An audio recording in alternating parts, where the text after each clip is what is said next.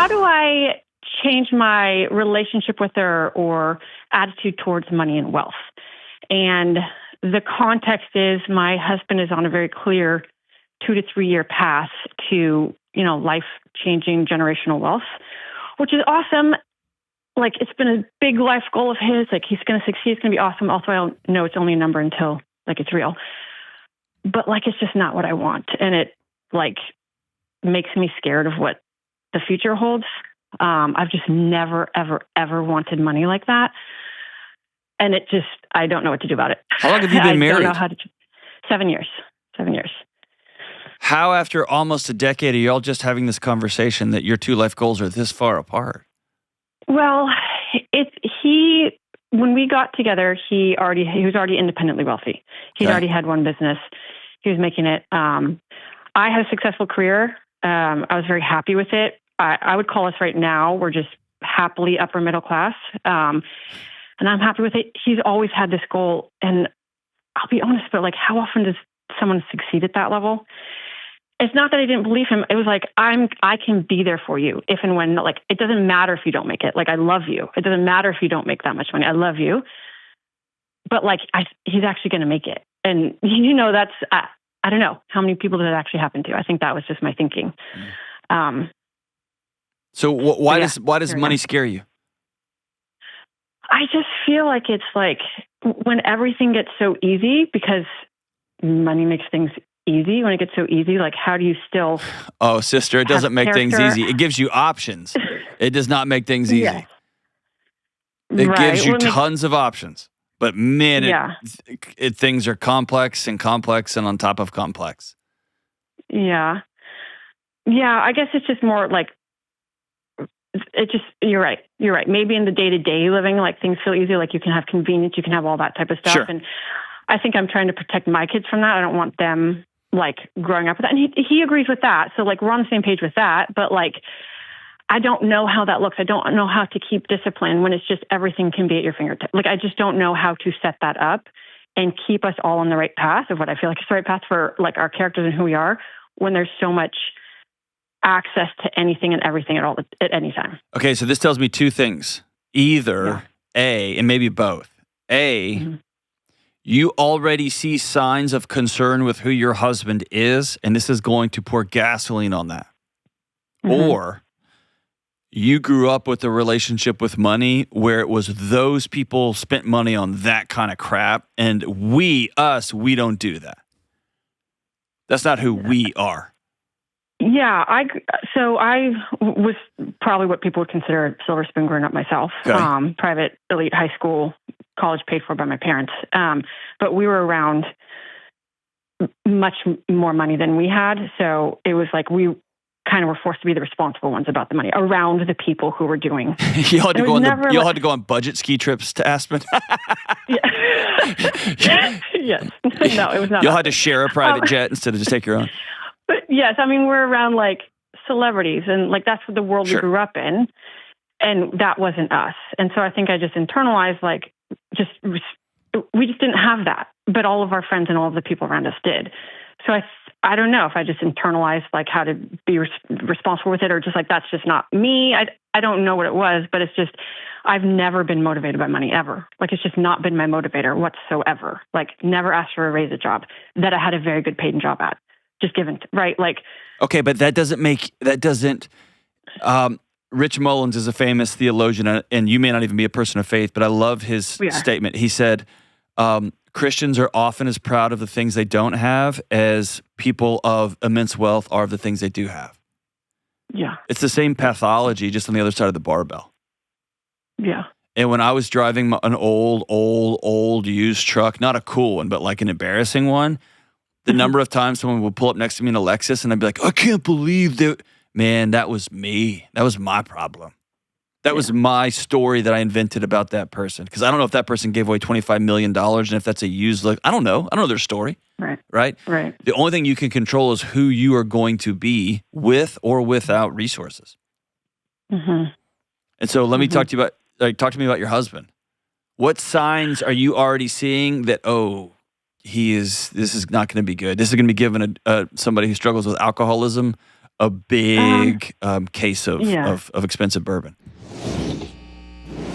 Just hearing the term 9 to 5 can be a drag, so my friends at Cozy Earth are here to help make your 5 to 9 way more comfortable. I love Cozy Earth's pants and all-day t-shirts. They're soft, breathable, and super tough. And my wife loves their pajamas, and my whole family loves Cozy Earth sheets. They're super comfortable, and they keep us cool when it's hot outside. Try them risk-free for 100 nights. You can save 40% off your entire order at cozyearth.com/Delony.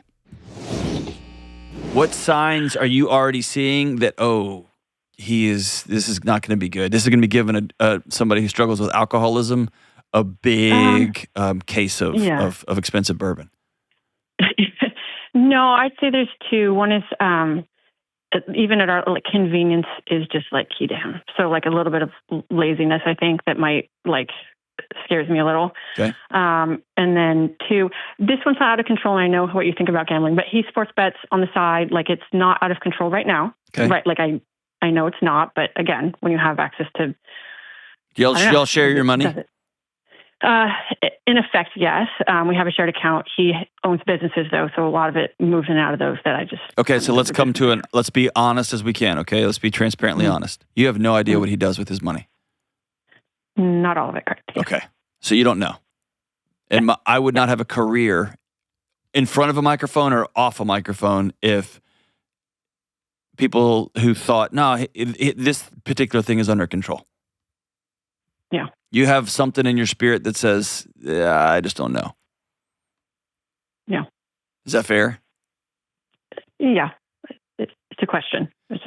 So here's what I would love for you to do is money is just a symptom. Money's just, it's a I don't know. I mean, it's a tool.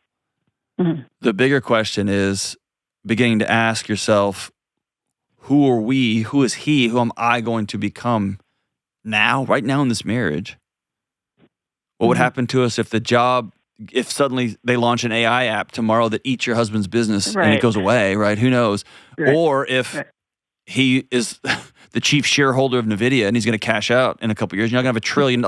Either way, y'all have to still look at each other across the table and say, who are we going to be? Yeah.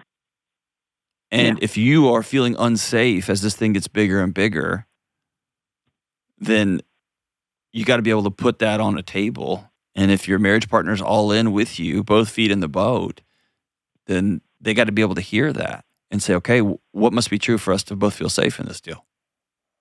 Yeah. Is there a fear that he's going to cash out and he's going to cash all the way out of you too? Is it a fear specific to him? No. Okay. Is it a fear that that happens? Okay. Yes. Have you ever said that to him? No. Okay. Yeah. I should. Yeah. What other fears have you not said to him?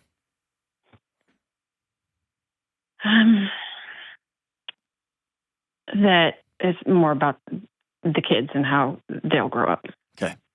I would love for y'all to have that conversation right now. Are you already seeing signs of, my kids aren't going to work? My kids aren't picking up their own clothes. We'll hire somebody. Are you already seeing that? No, but not specific kids, but more he's let's live and help. Where I'm I don't want them to have I don't want it myself, and I don't want that for them. Okay. And so ask the question beneath the live and help. What would live and help provide for us? For him, convenience and not having to do the work. Okay. And putting it on the table saying, hey, it's a big value of me that our kids are modeled that even when you have all the money in the world, you still do your own laundry. How old are your kids? 11 months and 4. Oh, God. I was going to say if they're 16 and 18, y'all can wait for 2 years and then get whatever you want. But okay, y'all are just starting from the floor up. Yeah. Yeah. 11 months and 4. That tells me you're seeing things already that you don't like. I've just heard that line. Maybe you just said it, or maybe you said it before, that money exacerbates things. And I don't know what that means and what that looks like for us. Yeah. I'm curious about your fear of, because you have an 11-month-old now. You have a new marriage. Mm-hmm. What about the inviting another human into the house has made you really concerned? It literally is that it changes the dynamic of your family. Like, why? Yes. I wouldn't want another human in here where it's like I would be tiptoeing around. Like, I couldn't be myself if there's someone else here. Yeah. So. But I'm curious about why you're apprehensive to say that. He would have live-in help if he could. I've said no so far. Okay. So that one is on the table. Okay. But it's because that's the most extreme. Because that's just the easiest to say. It's the most extreme. It's the easiest to say no to. Does he help with diapers? He helps when asked. He helps with dishes. He helps. He does trash. Okay. Yeah. Okay. And I'm asking that just to ask. I'm trying to get to the core of your question because I'm hearing a woman who's increasingly feeling less safe in her own skin. Yeah. I know. And sometimes when people have kids, this happened in my house when we had kid 1 and then kid 2. I didn't know what to do.